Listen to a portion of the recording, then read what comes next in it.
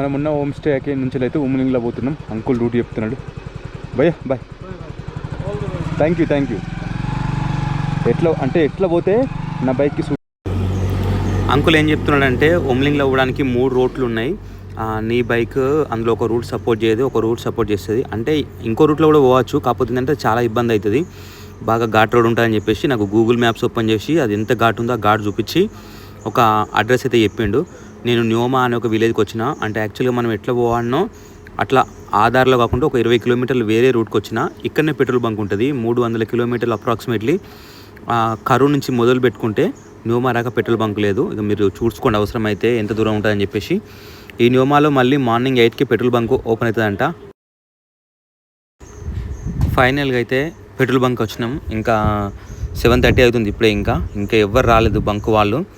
పొద్దున 8కి ఓపెన్ చేస్తారంట. అందుకోసం వెళ్ళాను. చాలా వరకు వీడియోలో పెట్టుకుని ఏంటంటే పెట్రోల్ షార్టేజ్ ఉంది, లడాఖ్లో పెట్రోల్ దొరకట్లేదు అని చెప్పి ఫేక్ పెడుతున్నారు. కానీ అది నిజం కాదు. పెట్రోల్ బంక్ ఓపెన్ చేసేసరికి 8 అవుతుంది. చూడండి ఎన్ని బండ్లు ఉన్నాయో.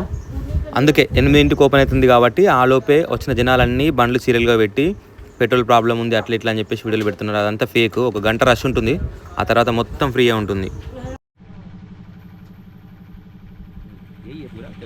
తెలుగు ట్రావెల్ అందరూ మంచిగా ట్రీట్ చేస్తున్నారు. ఎందుకంటే పెద్ద పెద్ద బైక్స్ తినే పాసిబుల్ అవుతుంది కదా, చిన్న చిన్న బైక్స్ అనేది పాసిబుల్ కాదు. అందుకే పెట్రోల్ అయితే 8కి ఓపెన్ అవుతుందంట. 7:54 అవుతుంది.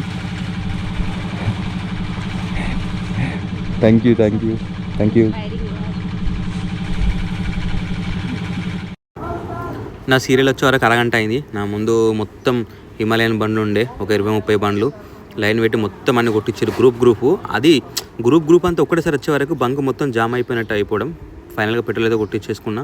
వెళ్ళిపోదాం ఇక్కడ నుంచి. పెట్రోల్ అయితే ఫుల్ చేయించుకున్నా. దాదాపు ఇక్కడ నుంచి మనం ఒక 150 అట్లా 100 నుంచి 150 కిలోమీటర్స్ అట్లా పోవాలి. మనకు పొయ్యి రావడానికి సరిపోయేంత పెట్రోల్ అయితే ఉంది. ఎక్స్ట్రా స్పేర్ కూడా మెయింటైన్ చేస్తున్న పెట్రోల్. లొకేషన్స్ అయితే చాలా బాగున్నాయి. మొత్తం చూసుకుంటే మొత్తం అంతా కొండలే, ఎట్లాంటి చెట్లు ఏం లేవు. ఈ లే లడాక్ సైడ్ అయితే ఏం చెట్లు లేవు. మొత్తం అందరూ టూరిజం మీద డిపెండ్ అయి ఉన్నారు. ఆర్మీ ట్రక్స్ చూడండి, రోజు ఆర్మీ ట్రక్సే, ఫుల్ ఆర్మీ ట్రక్స్. ఎందుకంటే చాలా వరకు ఉన్నాయి ఆర్మీ క్యాంపులు. అందుకే మొత్తం ఇక్కడ అన్ని ఆర్మీ ట్రక్సే ఫుల్ ఉన్నాయి. ఇక్కడ నుండి అయితే ఉమ్లింగ్లో పోవడానికి 2 రూట్లు ఉన్నాయి, నేను చూపిస్తా. ఒకటేమో హాన్లే నుంచి పోయేది, ఇంకొకటినేమో పోటిలా దుంగ్టి నుంచి పోయేది. హాన్లే నుంచి పోయేదేమో చాలా ఆల్టిట్యూడ్ ఉంటుంది, అంటే మీన్స్ ఘాట్ రోడ్ బాగుంటుంది. నేను పోటిలా దుంగ్టి నుంచి పోతున్నా. ఎవరైనా ఇటు లెఫ్ట్ తీసుకుంటే పోటిలా దుంగ్టి, స్ట్రేట్ పోతే హాన్లే. నేను ఇటు సైడ్ నుంచి పోదాం అనుకుంటున్నా. మళ్ళీ రిటర్న్ వచ్చినప్పుడు అట్లా వద్దాం. ఎవరైనా చూస్ చేసుకుంటే చిన్న బైక్ అయితే ఇట్నే చూస్ చేసుకోండి. పోటిలా దుంగ్టి నుండే పోవండి, బాగుంటుంది రోడ్డు. ఇక్కడ నుండి చూసుకుంటే చూడండి ఎంత బాగుంది లొకేషన్. మొత్తం అంతా ఆకాశంలో ఉన్నట్టుంది. ఎందుకంటే దాదాపు మనం 4 కిలోమీటర్ల నుంచి 5 కిలోమీటర్లు పైకి వచ్చినాం కదా కొండలోకి. అందుకే ఆకాశం దగ్గర నుంచి కనబడుతుంది. అండ్ మేఘాలు చూసుకుంటే ఎంత విశాలంగా కనబడుతుంది చూడండి. నాకు తెలిసి మీరు చూస్తున్న వాళ్ళైతే ఈ వీడియో ఫుల్ సాటిస్ఫై అవుతారు. ఈ వీడియో చూసిన తర్వాత ఈ లొకేషన్స్ అన్నీ మీకు కూడా రావాలనిపిస్తుంది ఖచ్చితంగా. చూడండి మొత్తం ఆ లెఫ్ట్ సైడ్ కొండలు కనబడుతున్నాయి కదా, ఆ కొండలు దాటిపోతే చైనానే. అండ్ అప్రాక్సిమేట్లీ మనం చైనా దగ్గర ఉన్నట్టే. చూసుకోండి మొత్తం అన్ని కొండలు, ఎంత పెద్ద పెద్ద కొండలు. చలికి అస్సలు తట్టుకోవస్తలేదు. లోపల టీషర్ట్, థర్మల్ మీద స్వెటర్ మీద రైడింగ్ జాకెట్ లేదా రెయిన్ కోట్ ఇట్లా 4 వేసుకున్న, కింద 4 కింద 4 వేసుకుంటే చలి అనేది కంట్రోల్ ఉంటుంది. మీకు ఇక్కడ అసలు ఏం కనబడట్లేదు స్నో లాంటిది, కానీ చలి మాత్రం వశపడట్లేదు. ఎండ వస్తే బాగుండి అనిపిస్తుంది. ఎండ ఎక్కడైతే వస్తుందో అక్కడ మంచిగా అనిపిస్తుంది. చూసుకుంటే ఫుల్ మొత్తం ఆర్మీ క్యాంపులే. నాకు ఒక్కొక్కసారి టైము నా ఫోన్లో, సామ్సంగ్ ఫోన్లో టైం మారుతుంది. అది ఎందుకు అర్థం కావట్లేదు. వేరే ఫోన్లోనేమో మామూలుగానే ఉంది, సామ్సంగ్ ఫోన్లో మాత్రం టైమింగ్ మారుతుంది. మేబీ అది చైనా టైం కావచ్చు, ఎందుకంటే చైనా సిగ్నల్స్ అయినా వస్తున్నాయి కావచ్చు ఇక్కడి వరకు. అదే నేను అనుకుంటున్నాను మొత్తానికి అయితే ఇక్కడ చైనా సిగ్నల్ వస్తుందని. రోడ్డు కొత్త రోడ్డు ఉన్నట్టుంది చూడండి ఎంత నీట్గా ఉందో. ఇట్లా వాడి ఈ రోడ్డు ఎవరు ప్రిఫర్ చేస్తలేరు. అందుకే రోడ్డు ఎవ్వరు జనాలు ఏం కనబడట్లేదు. ఎటు చూసినా మొత్తం నేనే కనబడుతున్నా. ఎక్కడ చూసినా కూడా రోడ్డు అంత నీట్గా ఉంది. బార్డర్ రోడ్డు ఆర్గనైజేషన్ వాళ్ళైతే రోడ్డు మంచిగా మెయింటైన్ చేస్తున్నారు. ఈ మధ్యలో వేసిన రోడ్డే, కానీ చిన్న రోడ్డు. మన వెహికల్ పోతే మళ్ళీ ఒక కారే పాస్ అవుతుంది. అంత చిన్న రోడ్డు, కానీ పర్లేదు, మనకు ఇబ్బంది ఏం లేదు. ఎందుకంటే వెహికల్స్ ఏం హెవీగా రావట్లేదు. అందరూ ఆన్లైన్ నుంచి పోతున్నారు కాబట్టి మనకి ఇటు రష్ అనేది తక్కువ ఉంది. మనం అట్లే ఎక్కలేం రోడ్డు. అందుకే ఈ రోడ్డు చూజ్ చేసుకున్నాం. ఇంకా ఈ రోడ్డు చూడండి ఇంకా నెక్స్ట్ లెవెల్ ఉంది. చూడండి మేఘాలు చూడండి ఎంత మంచిగా ఉన్నాయో. డైరెక్ట్ ఆ మేఘాలను చూస్తే డైరెక్ట్ మేఘాలకు పోయిన ఫీలింగే అనిపిస్తుంది నాకైతే, అంత బాగున్నాయి.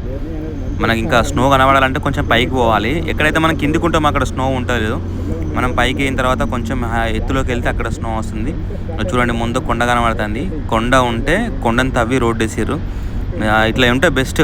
తిరిగి తిరిగి పోవడం కన్నా డైరెక్ట్ కొండలో నుంచి వెళ్ళి. మ్యాక్స్ ఎక్కువ శాతం పెద్ద పెద్ద కొండలు ఉంటే మాత్రం టన్నల్స్ అవుతున్నాయి.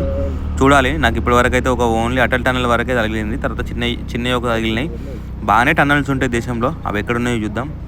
చూడండి మట్టి ఎట్లా ఉందో, మొత్తం తవ్వి తీసి పక్కకు పడేసారు అంతా. ఆకాశంలోకి పోయినట్టుంది ఇక్కడ నుంచి చూస్తే ఫీలింగ్ అయితే. బా రోడ్డు చూడండి ఎంత బాగుంది ఈ నుంచి చూసుకుంటే. సూపర్ ఉంది కదా రోడ్డు. ఎవరు లేరు, అందుకే కొంచెం స్పీడ్ కూడా ఎక్కువ అవుతున్నా. స్పీడ్ ఎక్కువ అయినట్టు అనిపిస్తుందా? చూడండి స్వర్గం మొత్తం అంతా. కానీ నాకు స్పిటి వ్యాలీకి అయినంత ఇబ్బంది ఇక్కడైతే కావట్లేదు. నేను ప్రపంచంలోనే డేంజర్ రోడ్లు లడాఖ్లో ఉన్నాయి అనుకున్నా. కాదు, స్పిటి వ్యాలీ, చంద్రతాలు, చిట్కుల వైపు ఉన్నాయి ప్రపంచంలోనే డేంజర్ రోడ్డు. ఎవరు ఒప్పుకున్నా ఒప్పుకోకపోయినా నేను 2 రకాల రోడ్లు చూసిన. స్పిటి వ్యాలీ రోడ్లు చూసిన, లడాక్ రోడ్లు చూసిన. లడాక్ రోడ్డే చాలా డేంజరు. ఎవరైనా వెళ్ళాలనుకుంటే ఈ 1 year 2 yearలోనే స్పిటి వ్యాలీ వెళ్ళండి. ఆ తర్వాత రోడ్లన్నీ అవుతాయి, అప్పుడు ఏం అడ్వెంచర్ ఉండదు. ఇంకా మనకు ఎదురుగా కనిపిస్తున్న బ్రో తను ఇజ్రాయెల్ నుంచి వచ్చిండు. ఇజ్రాయెల్ నుంచి చాలా మంది వస్తున్నారు ఏందో కానీ. ఆయన పేరు ఏం పేరు అన్న పేరు? అఫెక్ అంట అన్న పేరు. ఆ బండి చూడండి, అది రాయల్ ఎన్ఫీల్డ్ 500cc. మన బండి 100cc. ఆయన ఏమంటున్నాడంటే నా బండి ఎంత పోతుంది, నీ బండి ఎంత వస్తుంది, అసలు నేను వేస్ట్గా తీసుకున్న నా బండి పెట్రోల్ పట్టుకొని తిరగాల్సి వస్తుందని చెప్పేసి అన్నాడు. పర్ డే 700 రెంట్ ఇచ్చేసి ఒక 1 monthకి తీసుకున్నాడంట. భారతదేశం అంతా తిరుగుదామని చెప్పేసి. ఇదేం బైక్ అని అడుగుతున్నాడు. ఇది అపాచీ బైక్, మనదేమో 100cc బైక్, ఆయనదేమో 500cc బైక్. కానీ ఆయన ఈ బైక్ కావాలంటాడు. ఇట్లాంటి బైక్ తెచ్చుకుంటే అయిపోయినాయి అని చెప్పేసి అంటున్నాడు. మన బైక్ చూసి అంత ఫిదా అయిపోయింది. చిన్న బైక్ కానీ తెలియదు కావచ్చు, మనది 100cc బైక్, అది 500cc బైక్. దేని పికప్ దానికే ఉంటుంది. ఆయనకి ఎందుకు అనిపించింది మన బండి జుడ్డంతోనే, అంటే ఆయనతో సమానంగా పోతున్న స్పీడ్, అందుకే ఆయనకు అనిపిస్తుంది కాబట్టి ఈ బండి మంచిగా పోతుంది అని చెప్పేసి. అందుకే మరీ అడుగుతున్నాడు ఏం బండి, ఎంత సీసీ అని చెప్పేసి. చలో బ్రో, కలుద్దాం మళ్ళీ, ఇంకా బాయ్. ఇక్కడ ఆర్మీ అన్న వాళ్ళు కలిసిర్రు. ఇక్కడ ఇండియాకును చైనాకి ఎట్లాంటి బార్డర్ లేదంట. ఇండస్ రివర్కి ఇవతల వైపు మనం, అవతల వైపు టిబెట్ అట్లా ఉన్నారంట. లక్షత్పేట అన్న కలిసిండు. నేను బార్డర్ రోడ్ ఆర్గనైజేషన్కి సంబంధించిన క్యాంటీన్లో ఫుడ్ తింటున్నా. ఆయన బండి చూసుకుంటూ వచ్చి వాళ్ళ ఫ్రెండ్కి చెప్తున్నాడట, ఇది మా డిస్టిక్ బండి అని చెప్పి చెప్తున్నాడట. ఆయన చూసుకుంటున్నా నేను గుర్తుపట్టి ఎక్కడ అన్నా అని చెప్పేసి నేను డైరెక్ట్ మాట్లాడుతున్నా. మన తెలుగు వాళ్ళు కనబడితే ఫేస్ గుర్తుపట్టి నేను డైరెక్ట్ మాట్లాడుతున్నా. అంటే మీరు తెలుగు వాళ్ళ కాదా అని కాదు, డైరెక్ట్ తెలుగులోనే మాట్లాడుతున్నా. అనేది లక్షత్పేట అంట. బాగా మాట్లాడిండు. ఎవరిని కూడా మనం ఫోటోలు వీడియోలు తీయరాదు కదా, అసలు అది ప్రాబ్లం. ఫోటోలు వీడియోలు తీయచ్చేది ఉంటే అందరినీ చూపించేటోని. ఇక అన్న మళ్ళీ వద్దని చెప్పేసి అన్నాడు. ఎటు మనం పోవాల్సిన రోడ్డు ఇటు స్టేట్ వెళ్ళిపోదాం. ఇంకా సామ్సంగ్ ఫోన్లు అసలు ఉమ్లింగ్లానే ఏరియా చూపించట్లేదు. అండ్ ఇక్కడికి వస్తే కొన్ని ప్లేసుల్లో టైమింగ్ కూడా మారుతుంది. ఎందుకో మరి సామ్సంగ్ చైనా ఫోన్ కాబట్టి లేకపోతే ఏందా అనేది నాకు అర్థం కావట్లేదు. ఉమ్లింగ్లా అనే రోడ్ అయితే చూపించలేదు అసలు ఇందులో. ఇక్కడ మనం చూసుకుంటే అడవి మేకలు డైరెక్ట్ రోడ్డు మీదకి వచ్చి తింటున్నాయి. మనల్ని చూసుడుతున్నాయి చూడండి ఎట్లా పారిపోతున్నాయి. మొత్తం ఇట్లాంటి మేకలు ఫుల్ కనబడుతున్నాయి. మొత్తం కొండల మీదకి ఎక్కి తింటున్నాయి. అసలు ఎట్లా అలవాటు అయిందో ఏమో వీటికి, కానీ ఫుల్ మేకలు ఉన్నాయి ఇక్కడ, అడవి మేకలు. ఉమ్లింగ్లాకి అయితే దగ్గరికి పోయిన కొద్దీ మనకు ఘాట్ రోడ్ అనేది స్టార్ట్ అవుతుంది. ఎక్కువ ఘాట్ రోడ్ స్టార్ట్ అవుతుందో అక్కడ నుంచి అయితే మనం లో గేర్లో అయితే వెళ్ళాల్సి వస్తుంది.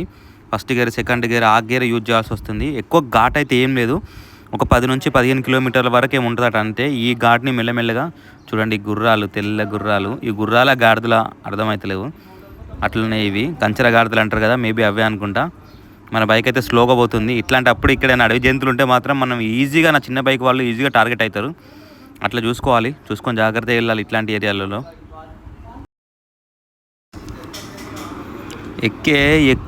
ఎక్కు మెల్లమెల్లగా వెళ్దాం ఉమ్లింగ్లా. ఈ ఉమ్లింగ్లా వెళ్తే మనం 100cc చాలా గ్రేట్. ఎందుకంటే ఇక్కడ పెద్ద బండ్లు మాత్రమే పోతాయి. ఇట్లాంటి చిన్న బండ్లు అయితే అస్సలు సపోర్ట్ చేయాయి. చాలా తక్కువ మంది వస్తారు చిన్న బండ్లు వేసుకొని, అందులో మనం ఒకరం. మెల్లమెల్ల అయితే పోతున్నా. 100 మీటర్లు పోవడానికి దాదాపు ఒక 2 నిమిషాల టైం అట్లా పడుతుంది. అంత స్లో పోతుంది. ఫస్ట్ గేర్లో 15 స్పీడు, 10 స్పీడు అట్లా పోతుంది వెహికల్ అయితే. 1 కిలోమీటర్ పోయిన తర్వాత అయితే గ్యాప్ ఇస్తా. మనం లేటు పోయినా పర్లేదు, కాకపోతే ఏంటంటే మెల్లమెల్లగా మన బండికి ఇబ్బంది కాకుండా పోవాలి. ఎందుకంటే ఈ పాస్ దాటిన తర్వాతనే మన ట్రిప్ అయితే ఆపం. ఇది దాటిన తర్వాత ఇంకొక 10,000 కిలోమీటర్లు పోవాలి. ఇప్పటి మందం చూసుకొని మనం ఇష్టమైనట్టు పోతే నెక్స్ట్ ఇబ్బంది అవుతుంది. అందుకే బైకు ఇంజన్ ఎప్పుడు అబ్జర్వ్ చేసుకుంటూ ఉండాలి. నేనైతే ఎప్పుడు ఇట్లా చేతిని ముట్టుకొని ఉంటున్నా. నాకు ఎక్కడైతే హీట్గా అనిపిస్తుందో ఓవర్గా హీటు బైక్ అయితే ఆపుతున్నది. ఎట్లాంటి రోడ్లైనా కానివ్వండి. ఇప్పటి వరకు అయితే ఈ రోడ్లోకి 5-6 సార్లు ఆపినా, ఇంకా ఆపుతా. మనకు చీకటైనా మంచిదే. కాకపోతే ఏంటంటే మనం మెల్లమెల్లగా బండికి ఇబ్బంది చేయకుండా మెల్లమెల్లగా పోవాలి. ఇంకా మళ్ళీ ఆపేసిన బైక్ 1 కిలోమీటర్ రావడానికి దాదాపు నాకు ఒక 10 నిమిషాలు అట్లా పడుతుంది. అయినా పర్లేదు. చూడండి ఇక్కడ ఐస్ ఉంది. మనం ఎక్కడ హై ఆల్టిట్యూడ్కి వస్తామో అక్కడ మనకు ఖచ్చితంగా ఐస్ తగులుతుంది. ఈరోజు నా అదృష్టం అనుకోవాలి. నిన్న చాంగ్లా పాస్లో ఐస్ యూసుడ్తోనే నేను మస్తు నా కళ్ళకు ఏడుపు వచ్చింది. ఎందుకంటే నేను ఉమ్లింగ్లో ప్యాంగాంగ్లోకి చూడలేకపోతున్నా అని చెప్పేసి అనిపించింది. ఎందుకంటే నేను వచ్చిన సీజన్ కరెక్ట్ కాదు. జూలైలో అసలు రావద్దు, మేలో వస్తేనే బాగుంటుంది. మేలో వస్తే స్నోఫాల్ చూడొచ్చు అండ్ మంచిగా వెదర్ కూడా మంచిగా ఉంటుంది. ఇప్పుడు రోజు వర్షాలు కొడుతున్నాయి. ఇక్కడ చూడండి ఎంత స్నో ఉందో, పైన మొత్తం అంతా స్నో వేరుకపోయింది. నిన్న చాంగ్లా పాస్లో స్నోఫాల్ అయితే నాకు మొత్తం అంతా ఏం కనవాలేదు. కండల్లో ఐస్ పడడం, హెల్మెట్ మీద ఐస్ పడడం నాకు చాలా ఇబ్బంది అయింది. ఈరోజు దేవుడి దేవాలు అట్లా ఏం లేదు. ఫస్ట్ సారి స్నో చూసుడితేనే మంచిగా మజా అనిపించింది. రెగ్యులర్గా స్నో ఉంటే మాత్రం విరక్తి పుడుతుంది. ఇక్కడ వర్షం పడ్డ ఇబ్బంది, స్నో పడ్డ ఇబ్బంది. వర్షం పడితే డ్రెస్సులు దర్శనం అనుకోండి, ఇంకా ఆ రోజు నరకమే. ఇంకా మనకి చూడండి మొత్తం చుట్టంతా స్నోనే ఉంది. ఇవి హిమాలయన్ బైక్స్. అవి మామూలు రోడ్లు ఎంత పోతాయి ఇక్కడ కూడా అంతే పోతాయి. ఇక అవి నడిపితే మామూలు నాకు తెలిసి అవి పట్టుకొని ఉమ్లింగ్లో రావడం పెద్ద విషయం కాదనేది నా ఒపీనియన్. అంటే ఎవరు ఒపీనియన్ వాళ్ళది. నాకైతే పెద్దవాళ్ళు వేసుకుని ఉమ్లింగ్లో వస్తే ఇక్కడైనా ఓకే, మామూలైనా ఓకే అనిపిస్తుంది నాకైతే. మన బండే ఇబ్బంది. చూడండి 20 స్పీడ్ జస్ట్ ఇప్పుడు దాటింది అప్పటి నుంచి చూసుకుంటే. ఇక వేరే బైకులు డైరెక్ట్ 60-70 అట్లా పోతూనే ఉన్నాయి స్పీడ్లు అయితే మంచిగా. ఈ బైక్ ఒక్కటే ఇంకా మెల్లగా పోతుంది. చూడండి ఎంత స్లో అవుతుందో హిమాలయన్. ఎందుకంటే ఇద్దరు ఉన్నారు కదా, ఒక్కరుంటే మాత్రం అసలు ఆ వెహికల్స్ అయితే ఏం ఆగట్లేదు.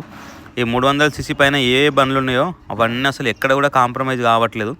నార్మల్ రోడ్ ఎట్లా పోతున్నాయి అక్కడ కూడా అట్లనే పోతున్నాయి. దేవుడి దయ వల్ల మనకైతే ఆక్సిజన్ అయితే ఇబ్బంది ఇప్పటివరకు అయితే ఏం కాలేదు.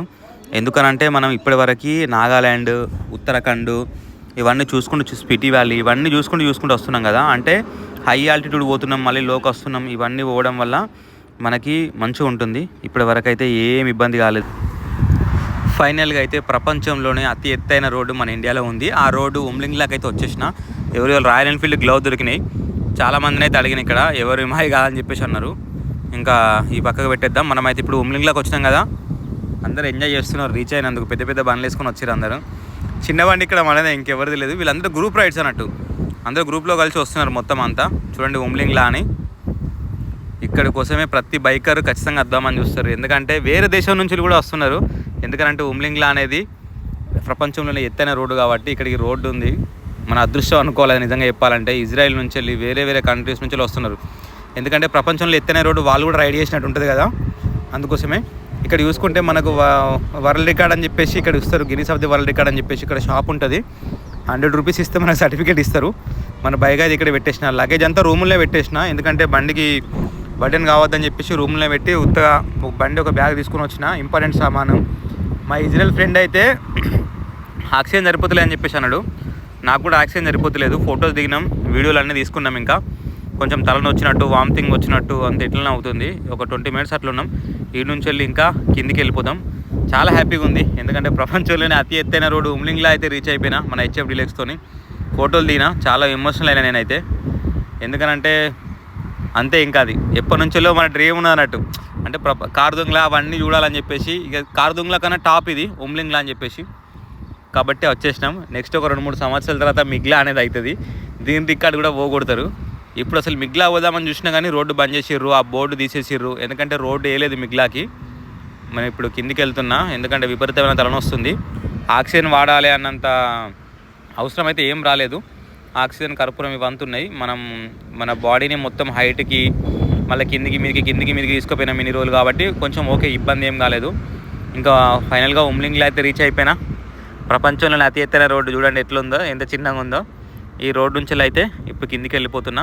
కిందికి వెళ్ళిన తర్వాత నేను మళ్ళీ ఇక న్యూమానే వెళ్తా. ఎందుకంటే సామాన్ న్యూమాల్నే ఉన్నది కదా, న్యూమాకే వెళ్ళి మళ్ళీ న్యూమాల్నే స్టే చేస్తా.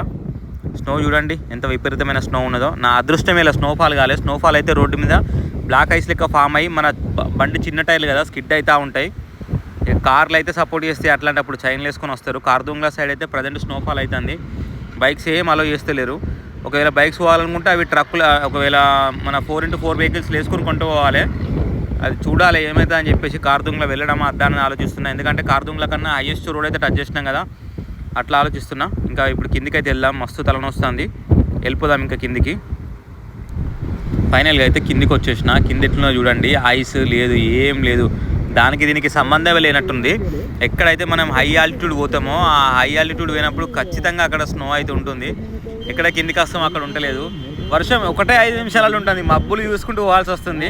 వర్షం ఎక్కడుంది లేదని చెప్పేసి వర్షం కనబడితే స్పీడ్గా వెళ్ళడం, వర్షం లేకపోతే స్లో వెళ్ళడం, అట్లా అబ్జర్వ్ చేసుకుంటూ పోవాల్సి వస్తుంది. నా అదృష్టం అనుకోవాలి అసలు, నిజంగా చెప్తున్నా. ముందు రోజే ఇటు రాకుండా ఆపేద్దాం అనుకున్నా, చాంగ్లా పాస్ క్రాస్ చేయలేక నాకు అసలు నిజంగా చెప్తున్నా ఏడుపు వచ్చింది. లడక్ వచ్చి ఏం చేయలేకపోతున్నా అని చెప్పేసి, అంత స్నోఫాల్ ఉండే. ఇప్పుడైతే దేవుడి దేవాలైతే నాకు ప్రపంచంలోనే ఎత్తైన రోడ్ అయితే టచ్ చేసేసిన. చూడండి ఇక్కడ ఒక ఇది గాడిద నా గుర్రం అర్థమవుతుంది, రోడ్ క్రాస్ చేస్తే దాన్ని డిస్టర్బ్ చేయద్దు, క్రాస్ అయ్యాక ఆగాలి. ఇంకా ఫైనల్గా అయితే న్యూమాలోని పెట్రోల్ బంక్ వచ్చిన. మనం మార్నింగ్ స్టార్ట్ అవుతాం, ఎట్లా ఇప్పుడు మళ్ళీ న్యూమాలోనే స్టే చేస్తాం. కానీ మార్నింగ్ మళ్ళీ లైన్ ఉంటుంది కదా పెట్రోల్కి, అందుకే ఇప్పుడే ఫుల్ చేయించుకొని పెట్టుకుంటా. మార్నింగ్ ఇక్కడికి రావాల్సిన అవసరం ఉండదు. మళ్ళీ లేక్ ఇక్కడ నుంచి దాదాపు 200 కిలోమీటర్లు ఉంటుంది. ఇక్కడ అక్కడ నుంచి కాకుండా వేరే రూట్లో వెళ్తా, ప్యాంగాంగ్ లేక్ నుంచి కాకుండా ఈసారి వేరే రూట్ నుంచి వెళ్తా. చలో ఇంకా పెట్రోల్ ఫుల్ చేయించుకుందాం. ఫుల్ చేయించుకొని ఇంకా ఫుల్ చేయించుకున్న పెట్రోల్ అయితే మొత్తం అంతా అన్న చేంజ్ చేస్తున్నాడు. పొద్దున చాలా బిజీ ఉండే, ఎట్లా మెయింటైన్ చేస్తున్నాడో ఏమో అన్న, కానీ జస్ట్ ఒకరిద్దరే ఉన్నారు. ఆ ఇద్దరు మాత్రమే ఇంత పెద్ద రష్ని మెయింటైన్ చేయాల్సి వస్తుంది. ఆ రష్ కూడా పొద్దునే ఎక్కువ ఉంటుంది, ఎక్కువ బ్యాచ్లు రావడం వల్ల అట్లా ఇబ్బంది అయిపోతుంది. చలో ఇంకా ఉమ్లింగ్లా నుంచి వెళ్ళి ఇంకా క్లోజ్ చేస్తున్నా, రూమ్కి వెళ్ళి రెస్ట్ తీసుకుంటా. Thank you so much, bye bye.